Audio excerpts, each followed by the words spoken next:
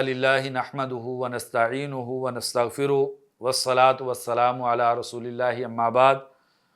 आज का हमारा जो मौजू है, दावत के बाब में तलबा को चंद नसीहतें। ये दिल की बात है, चंद बेरबत बातें वो मैं अपने तालिब इल्म भाइयों के सामने रखना चाहता हूँ। उसमें सबसे पहली चीज़ जिसकी नसीहत मैं अपने आप को करना चाहता हूँ और अज़ीज़ तलबा को दावत के हवाले से, कि वो एहतियात होनी चाहिए, तसद्दुर नहीं होना चाहिए। ख़ुद जो है आगे बढ़कर जो है वो बहुत ज़्यादा इंसान को ऐसी कोशिश नहीं करनी चाहिए कि दूसरा इंसान से किफ़ायत कर सकता हो तो इंसान से बेहतर हो, ज़्यादा इल्म वाला हो, तो इंसान को उसको मौका दावत का देना चाहिए और ख़ुद दावत का काम एहतियात करनी चाहिए। सुनन दारमी का जो मुकदमा है, मैं उसकी अपने आप को भी और अपने तालिब इल्म भाइयों को नसीहत करूँगा कि उसका मुताला ज़रूर हम करें ताकि हमको अंदाज़ा हो जाए, क्योंकि ये दावत अल्लाह तबारक व तआला के दीन की देनी है और दीन का मामला इंतहा दर्जे का हसास मामला है और उसकी हसासियत को समझना ये बहुत ज़्यादा ज़रूरी है। और इब्नुल क़य्यिम रहमहुल्लाह ने जो मुख्तलिफ़ पहलुओं से किताब, जो उनकी अजीम किताब है आलामुल मुवक्किईन अन रब्बिल आलमीन, देखिए वो अल मुवक्किईन अन रब्बिल आलमीन, कि जो दावत देने वाला लोगों को चीज़ें बतला रहा होता है वो रब्बुल आलमीन की तरफ से लोगों को साइन करके दे रहा होता है। ये अल्लाह और अल्लाह के रसूल की बात है, ये कोई मामूली चीज़ नहीं है। सुनन दारमी में के मुकदमे में है कि सहाबा किराम 70 बैठे होते और उनसे दीन की बात पूछी जाती, पहला कहता आगे वाले से, वो कहता आगे वाले से, वो कहता आगे वाले से, यहाँ तक कि 70 के 70 सहाबा यही बात करते और फिर पहले पे बात दोबारा वापस आ जाती। क्यों? क्योंकि ये बहुत बड़ी जिम्मेदारी है। ऐसी बात कर दी कि वो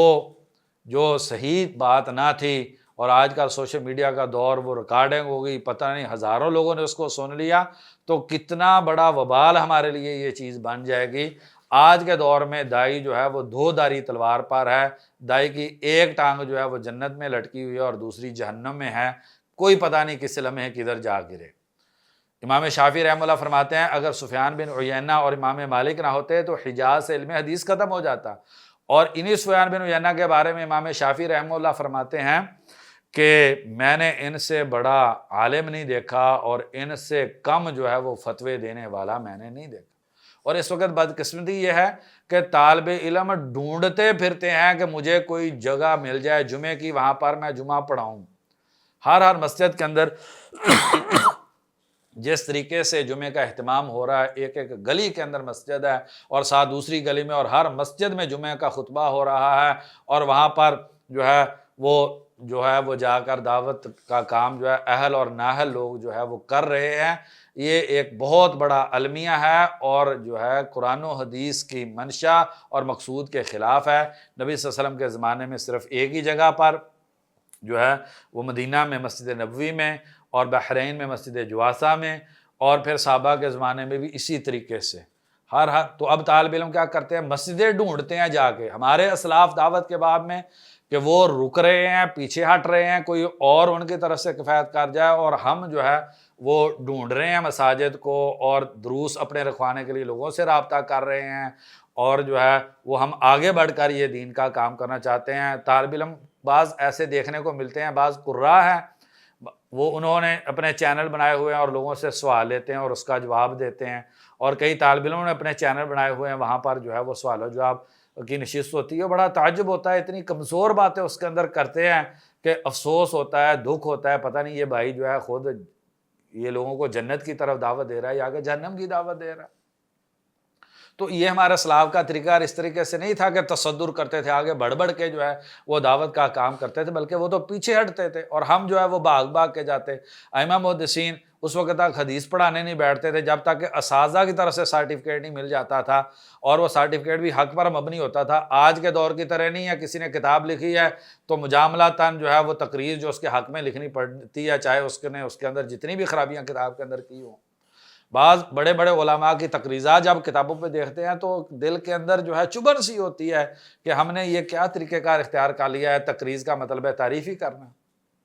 بھئی کس نے آپ کو حق دے دیا ہے کتاب لکھنے کا؟ کس نے آپ کو حق دے دیا ہے آپ جمعہ کا خطبہ دیں؟ وہاں پر تو جو ہے امام بخاری رحمہ اللہ کے بارے میں خلدون الحدب نے لکھا ہے کہ جب تک امام بخاری کے 5 بڑے استاد فوت نہیں ہو گئے، امام حمیدی رحمہ اللہ، اسحاق راہوی رحمہ اللہ، علی بن مدینی رحمہ اللہ، یحییٰ بن معین رحمہ اللہ جو ہے، اور امام احمد رحمہ اللہ، جب تک یہ 5 فوت نہیں ہو گئے امام بخاری رحمہ اللہ نے تب تک اپنی صحیح بخاری کو معاشرے میں نہیں لے کر آئے۔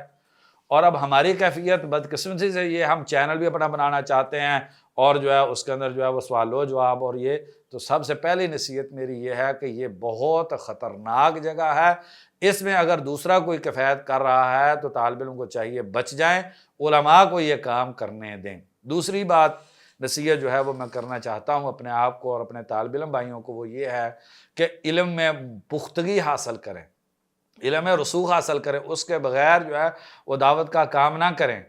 بھائی کہتے ہیں جی نبی صلی اللہ علیہ وسلم نے تو فرمایا ہے، سیدنا عمر بن عاص رضی اللہ عنہ بیان فرماتے ہیں، بخاری شریف کی حدیث ہے، نبی صلی اللہ علیہ وسلم نے فرمایا کہ بلغنی ولو آیا، مجھ سے پہنچا دو چاہے تم کو ایک فرمان کا بھی پتہ ہو۔ بھائی وہ فرمان صحیح طور پہ پتہ ہونا چاہیے، جتنا پتہ ہے اتنا پہنچائیں، جتنا صحیح طور پہ معلوم ہے اتنا پہنچائیں۔ اب میرے علم میں نہیں ہے، پاکستان کے اندر جو ہے اب خطباء کتنی ضعیف اور موضوع احادیث اور بڑے بڑے نام اچھے لوگ، تعجب ہوتا ہے کہ وہ جو ہے وہ اتنی ضعیف احادیث کی برمار جو ہے وہ معاشرے کے اندر جو ہے وہ بیان کر دیتے۔ کوئی کہتا ہے جی میں چونکہ متخصص نہیں ہوں لہٰذا میں نے شیخ البانی رحمہ اللہ کے حکم پر اعتماد کر لینا، اللہ تعالیٰ شیخ البانی رحمہ اللہ کو غریق رحمت کرے، جنت الفردوس میں اعلیٰ مقام عطا فرمائے، تجدیدی کام کیا ہے، میرے ماں باپ جو ہیں وہ قربان ہو جائیں ان پہ، اتنے عظیم محدث ہے، لیکن اس کے باوجود ان کے بہت ساری جو ہے جگہ پر لغزش ہے، جو ائمہ محدثین کے حکم کے خلاف وہ وہاں پر گئے ہیں۔ اب کس نے آپ کو یہ اتھارٹی دے دی ہے کہ آپ جو ہے وہ شیخ البانی رحمہ اللہ کی تقلید کریں، آپ صرف شیخ البانی رحمہ اللہ کے حکم کو پڑھ لیں اور اس کو جان لیں اور اسی کو آگے بیان کرتے رہیں، اور آگے جو ہے امت کے علماء نے، امام بخاری نے کیا کہا ہے، علی بن مدینی رحمہ اللہ نے کیا کہا ہے، یحییٰ بن معین رحمہ اللہ نے کیا کہا ہے، امام احمد نے کیا کہا ہے، عمر بن علی الفلاس نے کیا کہا، آپ کچھ بھی نہ پڑھے بس شیخ البانی رحمہ اللہ پہ۔ شیخ ابراہیم لاہم کی وہ بات مجھے بڑا جو ہے وہ جھنجھوڑتی ہے جو انہوں نے شرح نزہہ کے اندر کی ہے۔ وہ کہتے ہیں کہ 2 گروہوں نے امت کے ساتھ بہت بڑی زیادتی کی ہے، ایک فقہائے اہل الرائے جنہوں نے صحیح احادیث کو جو ہے وہ عقل، رائے اور قیاس کے ذریعے رد کر دیا، انہوں نے بھی بہت بڑا جرم کیا، اور فرماتے ہیں ان کے برابر یا اس سے بڑا جرم ان علماء نے کیا ہے جنہوں نے ضعیف احادیث کو صحیح کر کے ہزاروں ضعیف احادیث جو ہے وہ ذخیرہ حدیث کے اندر جو ہے وہ شامل کر دیے۔ بخاری شریف کی اس حدیث پہ ہم غور کریں، میں یقول علیہ ما لم اقل فلیتبوأ مقعدہ من النار، جس نے میری طرف اس بات کی نسبت کر دی جو میں نے نہیں کہی، اس کو چاہیے کہ اپنا ٹھکانہ جہنم میں بنا لے۔ میں یقول علیہ ما لم اقل فلیتبوأ مقعدہ من النار، جس نے وہ بات کی نسبت میری طرف کر دی جو میں نے نہیں کہی، اپنا ٹھکانہ جہنم میں بنا لے۔ اب کتنی ہزاروں ضعیف احادیث ہیں جو خطبات کے اندر جو ہے ہم بیان کر رہے ہیں، تقاریر میں ہم بیان کر رہے ہیں، پنجابی خطبہ کو تو چھوڑ دیں، انہیں تو کسی قسم کی کوئی شرم و حیا نہیں ہے، نہ انہوں نے دیکھنا ہے یہ ضعیف حدیث ہے نہ موضوع حدیث ہے، قصہ آتا جائے بس جو ہے اس پہ جو ہے وہ شعر سناتے رہیں۔ اور اس طریقے سے افسوس تو ہوتا ہے ان دین کے طلبہ پر جو انہوں نے چینل بنائے ہوئے ہیں۔ اب اگر میں یہاں پر نام ذکر کروں تو بڑی پریشانی والی بات بن جائے گی، چینل بنائے ہوئے ہیں، پروفیسر ہیں، وہ جا کے جو کوئی پیغام ٹی وی پہ جا کے بیان کر رہا ہے، کوئی کدھر بیان کر رہا ہے۔ ایک بڑی جماعت کے ہمارے پروفیسر ہیں، وہ ادھر پیغام ٹی وی پہ بیان کر رہے تھے کہ نبی صلی اللہ علیہ وسلم نے فرمایا الایمان بین الخوف والرجاء، نعوذ باللہ من ذالک۔ کس نے حق دے دیا کہ آپ اس طریقے سے جو ہے وہ جا کے جو آپ کا دل کرتا ہے حدیث بیان کر دیں؟ آپ کتنے ہمارے پوسٹر جو ہے وہ چھپتے ہیں، اذکار کے پوسٹر ہیں ہمارے، اس میں کتنی ضعیف حدیث جو ہے وہ معاشرے کے اندر ہم پھیلا رہے ہیں، اور کتنی جو ہے وہ تقاریر، کتنی کتابیں ہیں۔ اب ہر طالب علم یہ چاہتا ہے میری کتاب بھی ہو اور جو ہے میرا جو ہے ایک نام بھی ہو۔ بھئی کیا ضرورت ہے آپ کو چینل بنانے کی؟ جو کبار علماء ہیں، فضیلت الشیخ حافظ شریف حافظہ اللہ ہیں، شیخ مسعود عالم حافظہ اللہ ہیں، ارشاد الحق قصری حافظہ اللہ ہیں، شیخ عبداللہ ناصر رحمانی حافظہ اللہ ہیں، عبدالستار حماد حافظہ اللہ ہیں، عبدالرحمن ضیاء حافظہ اللہ ہیں۔ ان علماء کے چینل ہونے چاہیے، اس کے اندر جو ہے یہ لوگ باتیں کریں اور یہ لوگ دین کے جو مسائل لوگوں کو بتائیں۔ اب ہر جو ہے اس کا چینل بھی ہے، اور اس کے اندر جو ہے اب کوئی ایک بھائی کے بارے میں ایک ہماری جماعت کے بڑے خطیب ہیں، میں نے کہا کہ یہ جو ہے وہ کیسے حدیث بیان کر رہے ہیں، ضعیف ہے جی۔ وہ صحیح الجامع کو یاد کر لیا، اب اسی سے احادیث جو ہے وہ بیان کرتے جا رہے ہیں۔ کتنی احادیث ہیں جن سے صحیح الجامع سے شیخ البانی رحمہ اللہ نے خود رجوع کر لیا ہے۔ تو یہ بہت بڑی دوسری نصیحت میری یہ ہے کہ علم کے بارے میں پختگی حاصل کریں، اپنے تخصص سے باہر نکل کے بات نہ کریں، اور بس کسی نے بھی صحیح کہہ دیا، ایک خطیب میں نے اس سے پوچھا، وہ کہتے ہیں ہم دیکھتے ہیں ایک حدیث کو ایک نے ضعیف کہا ہے، دوسرے نے حسن کہا، ہم اس کی حسن والے کی بات لے کے بیان کر دیتے ہیں کہ اس کی پکڑ نہیں ہوگی، آپ نے حسن والے کی بات کیوں قبول کر لی اور ضعیف والے کی بات آپ نے کیوں چھوڑ دی؟ تو اس حوالے سے شیخ البانی رحمہ اللہ نے جو ضعیف الجامع کا مقدمہ اور ضعیفہ کا مقدمہ لکھا ہے، ابن حبان رحمہ اللہ نے جو صحیح ابن حبان کے شروع میں اور جو مجروحین کے شروع میں لکھا ہے، اللہ کے لیے ڈر جائیں اور توبہ کریں اس اسلوب سے، ضعیف احادیث کو بیان نہ کریں۔ اور پھر مسائل کی طرف جب آتے ہیں تو مسائل کے اندر بھی جو استاد سے بات سنی ہے وہ کچی بات ہے، پکی بات ہے، کوئی تحقیق نہیں کرنی ہے، اور وہ جو ہے وہ معاشرے کے اندر سٹیجوں پہ اور سوشل میڈیا پہ، اور جو ہے وہ اللہ تبارک و تعالی ہمیں سمجھ دے دے اور ہم اس اسلوب سے باز آ جائیں۔ بڑا دل جو ہے وہ کڑتا ہے کہ جو ہے وہ اس طریقے سے جو ہے وہ ضعیف احادیث اور غلط مسائل، جو اجماع کے خلاف مسائل جو ہیں وہ بیان کیے جاتے ہیں، اور جو ہے وہ پھر ہم نے تو کسی چیز کا ڈر خوف رکھا ہی نہیں ہے، بس وہ کہیں سے کوئی بات پڑی ہے تو اس کو جو ہے وہ آگے بیان کر دیتے ہیں۔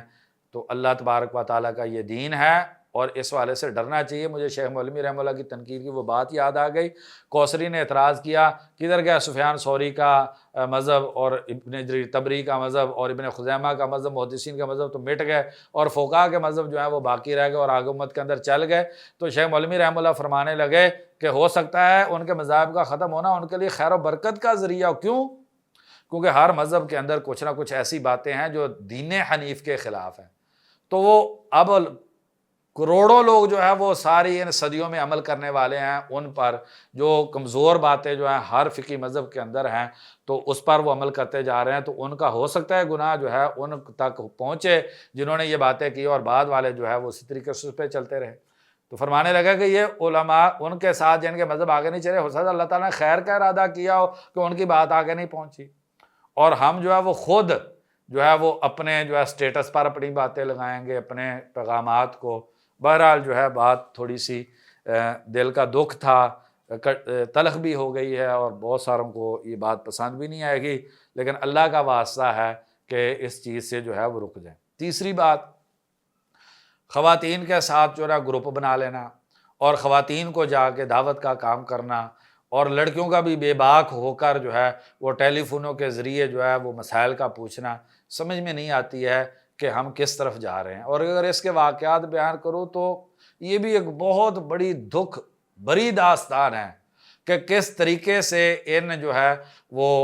گروپوں کے ذریعے لڑکے لڑکیوں کا آپس میں تعلق بنتا ہے اور کتنی خرابیاں پیدا ہوتی ہیں۔ بہت ساری خبریں جو ہے وہ ہم تک پہنچی اور ہمارے مشاہدے کے اندر بھی ہیں، تو اس کو جو ہے وہ شرعی حدود و قیود جو ہے اس کی پاسداری ضرور کی جائے، اور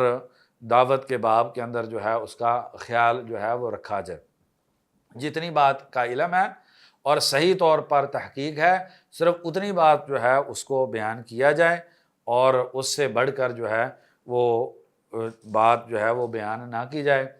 اللہ تبارک و تعالیٰ سے دعا، اور بھی بہت ساری نصیحتیں کی جا سکتی تھیں، لیکن بات جو ہے وہ زیادہ تلخ ہو سکتی ہے، بات دلوں پہ گراں گزر سکتی ہے۔ میں معذرت خواہ ہوں اپنی اس بات سے کہ اگر کسی کی دل آزاری ہوئی ہے، لیکن جو ہے کسی کی دل آزاری مقصود نہیں ہے، لیکن اللہ تبارک و تعالیٰ کا دین جو ہے اس والے سے بھی ہمیں غیرت ہونی چاہیے اور حساسیت ہونی چاہیے۔ ہر آدمی کو وہ جو ہے وہ یہ اختیار نہیں دیا جا سکتا کہ وہ اللہ تبارک و تعالیٰ کے دین کا کام کرے، خاص طور پہ ان جگہوں پر، ان موضوعات پہ جس پہ جو ہے اس کی پورے طریقے سے تحقیق نہیں ہے۔ اللہ تبارک و تعالیٰ ہمیں صحیح سمجھ عطا فرما دے۔ سبحان ربک رب العزۃ عما یصفون وسلام علی المرسلین والحمد للہ رب العالمین۔